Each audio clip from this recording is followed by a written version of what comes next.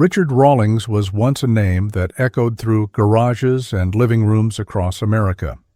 As the high-octane host of Fast and Loud, he turned his passion for cars into a full-blown television phenomenon. With his signature style, quick wit, and sharp business instincts, Rawlings took viewers on an adrenaline-fueled journey through the world of car restoration, flipping classic rides into dream machines. From junkyards to high-end auctions, his show was more than just entertainment. It was a reflection of his own rise from humble beginnings to automotive royalty. But behind the scenes of fast cars and roaring engines, there was a different story unfolding, one that would ultimately bring Richard Rawlings to his knees in a courtroom, surrounded not by chrome and horsepower, but by lawyers, judges, and stunned silence. The man who had built an empire on grit, charm, and hard work now stood accused of crimes that, if proven true, could unravel everything he had built. As the courtroom drama reached its climax, Rawlings, once defiant and confident, collapsed after hearing the sentence that would change his life forever. To understand how things reached this point, it's essential to look back at the empire Rawlings built.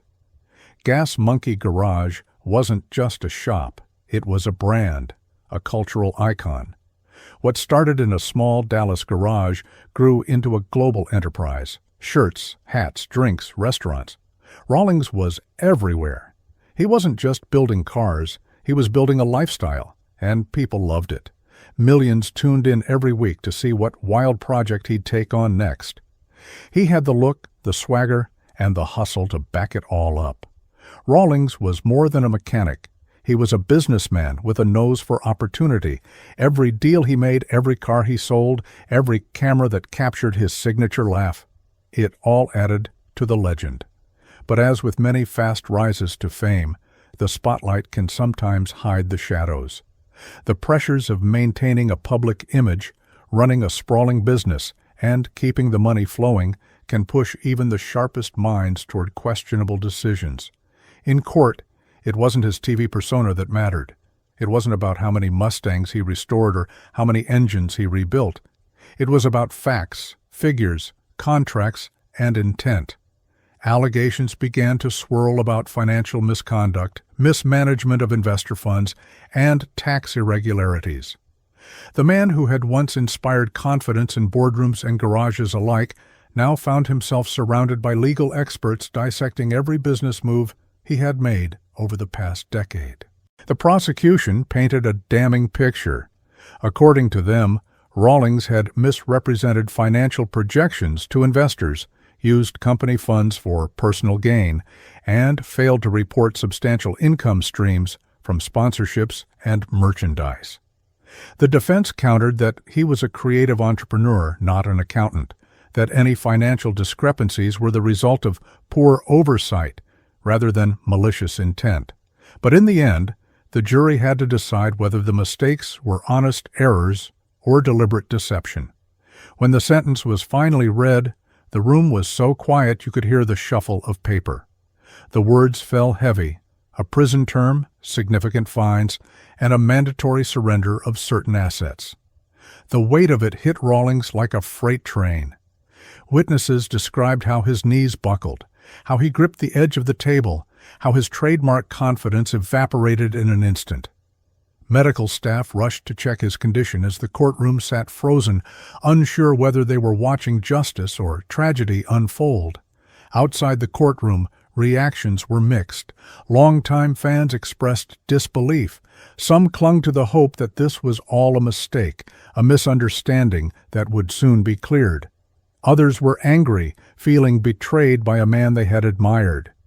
In the world of car culture, Rawlings had been a symbol of the American dream, the idea that with enough hustle you could turn a rusty frame into a roaring success. Now, that dream seemed tainted. As the news spread, questions began to mount. What would happen to Gas Monkey Garage? Would the brand survive without its charismatic founder at the helm? Would the show return in any form, or was this truly the end of an era?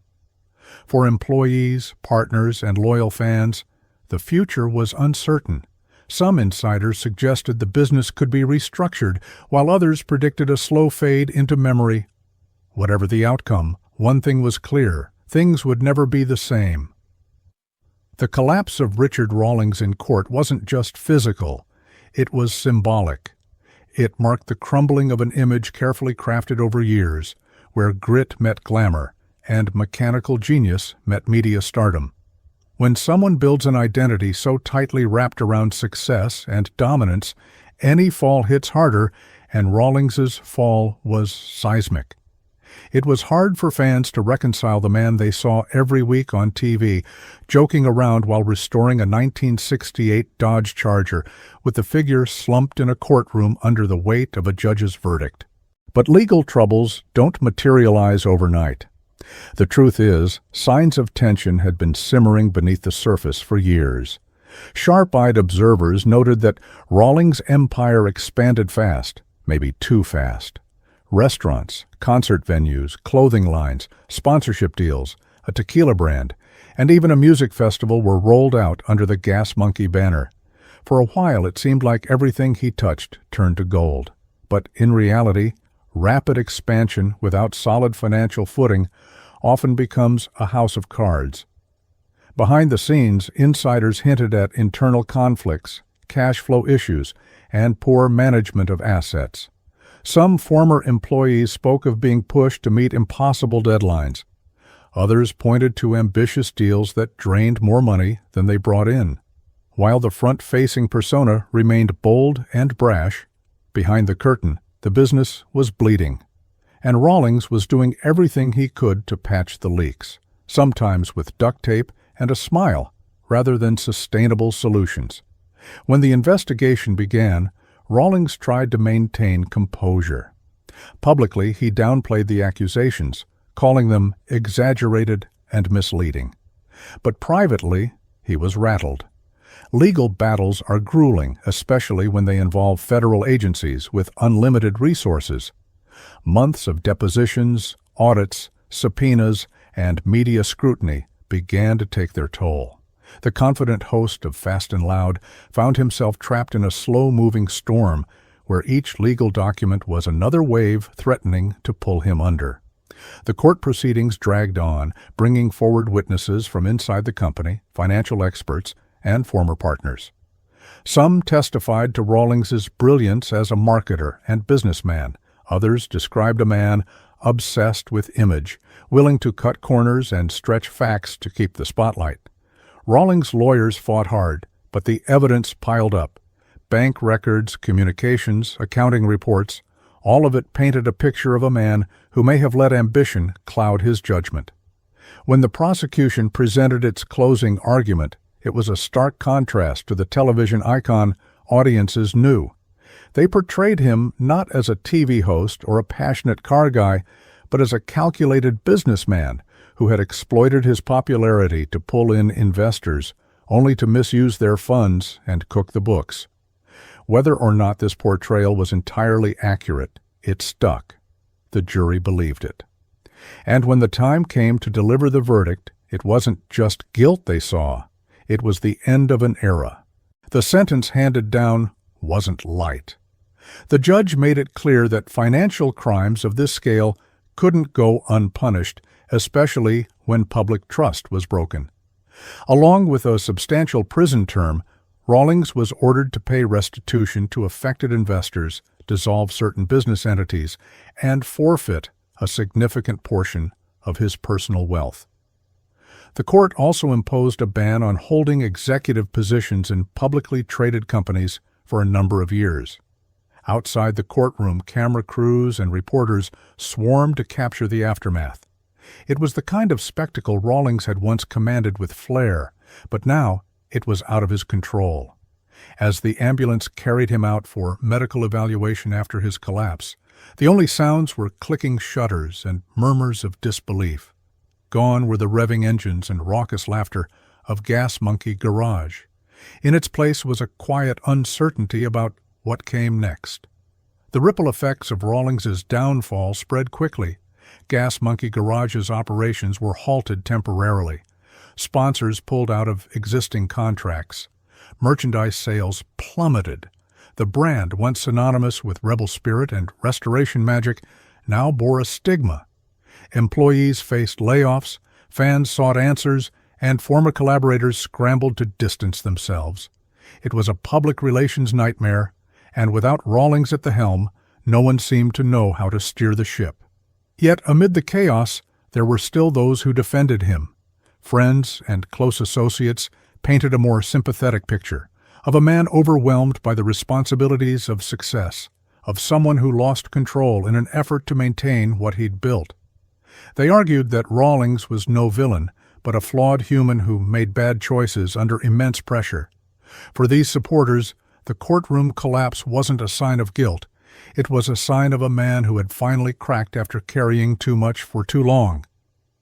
Rawlings's legal team issued a statement soon after, emphasizing their intention to appeal the sentence.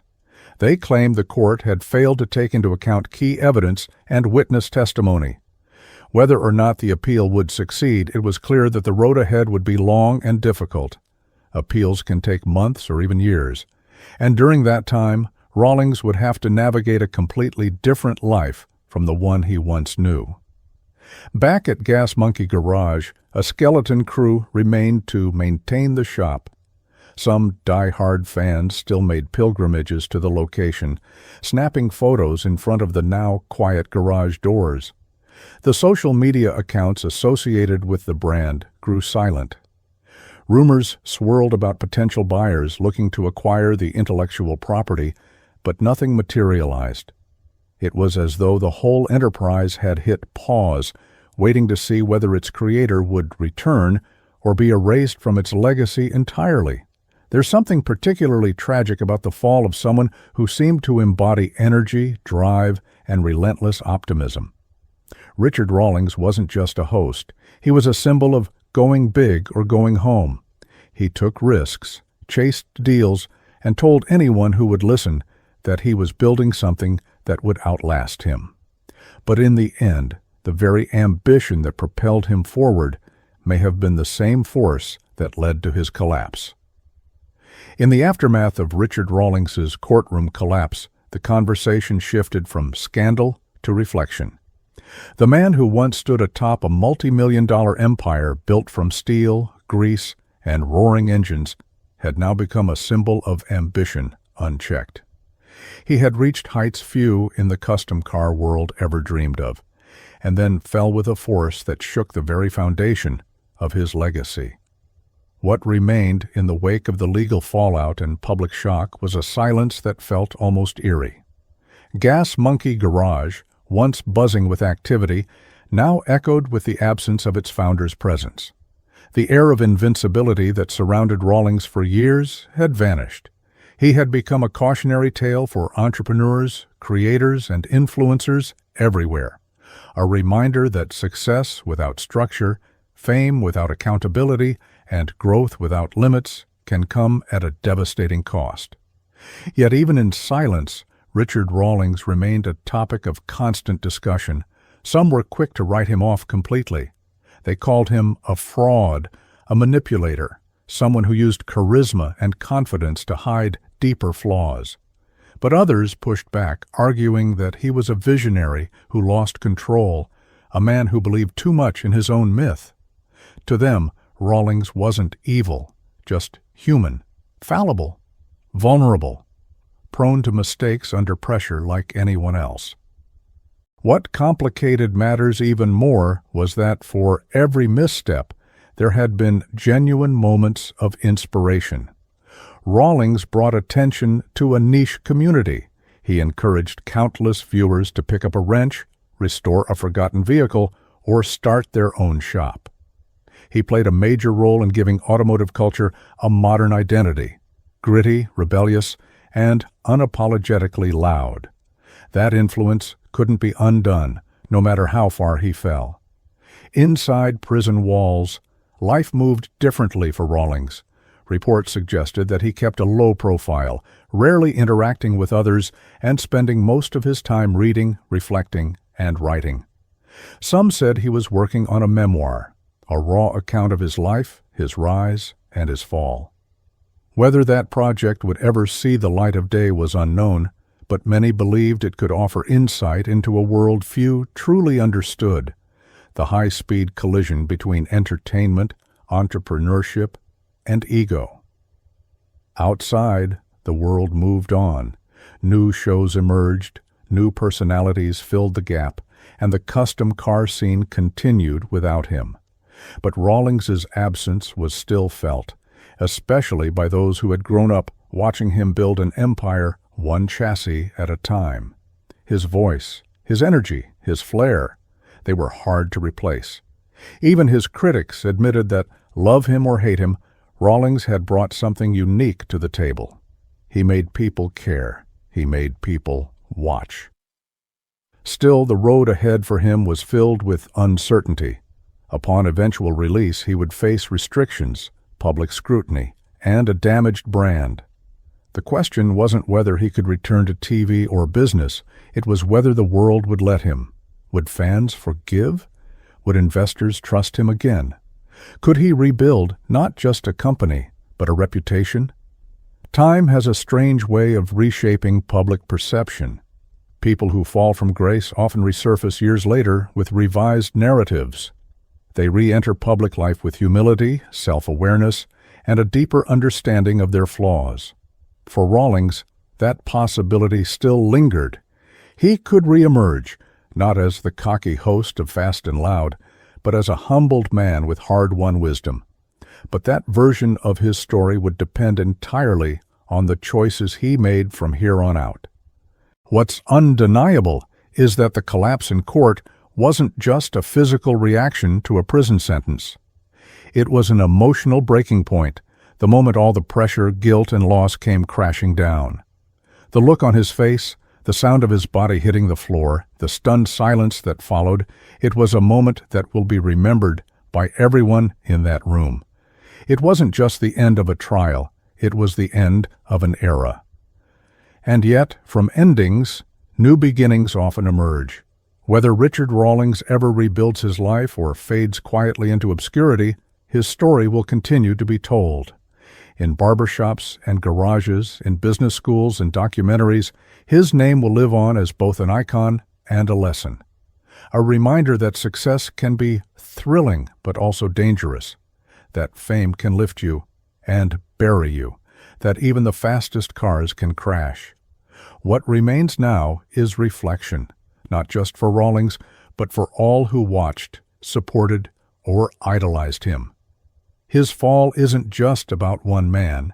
It's about how easily ambition can go unchecked, how fame can distort judgment, and how pressure can erode even the strongest foundations. But it's also about the human capacity for growth, even in darkness.